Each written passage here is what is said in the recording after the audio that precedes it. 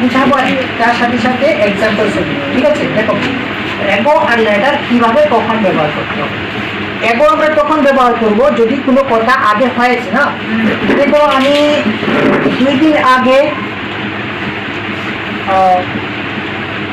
আগে আমি দিল্লিতে ছিলাম। কি বলবো?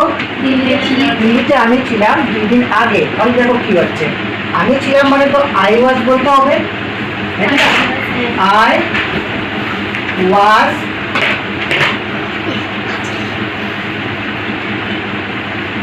in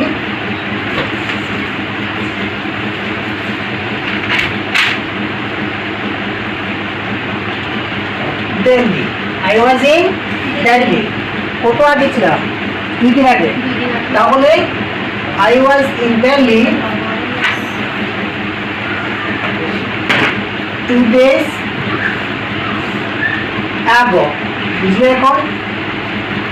2 days ago. ago meaning আগে। আর সবসময় এটা নাউনের পরে বসাতে পারে। ঠিক আছে, পরে বসবে।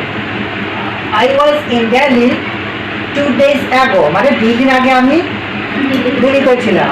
ঠিক আছে, ঠিক এইভাবে যদি আমি লেটার ইউজ করি কোন রকম কথা হবে, কিভাবে হবে এটা? একই সেন্টেন্সকে তো বারবার বলা যায় না, বলতেও পারি। যেমন লেটার ইউজ করবো আমরা, যে তুমি 2 ঘন্টা পরে আসো বলে না মানুষ। এখানে যদি কেউ আসতে চায়, পারমিশন চায়, জিজ্ঞাসা করে, তাহলে আমরা বলতে পারি যে না তুমি এখন না 2 ঘন্টা পরে আসবে। কি করবে? 2 ঘন্টা পরে আসবে। তো পরের কথা ইউজ করলে, পরে যে হবে ফিউচারের কথা ব্যবহার করলে আমাদের লেটার ইউজ করতে হবে। ঠিক আছে, সেন্টেন্স কিন্তু তোমার মোতাবিকে যেটা আছে, যে সিস্টেমে আছে এটাই বলবে যে তুমি বলতে চাইছো। আমি কি বলতে চাইছি এখানে, যে 2 ঘন্টা পরে আসবে। তো এই কথাটা সেন্টেন্সটা তো টেন্স হিসেবে বলেই দাও। দেখো, you will come,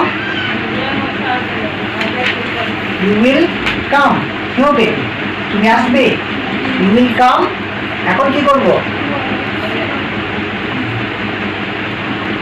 2 hours later. You will come 2 hours later. মানে তুমি আসো 2 ঘন্টা পরে আসো। ঠিক না? You will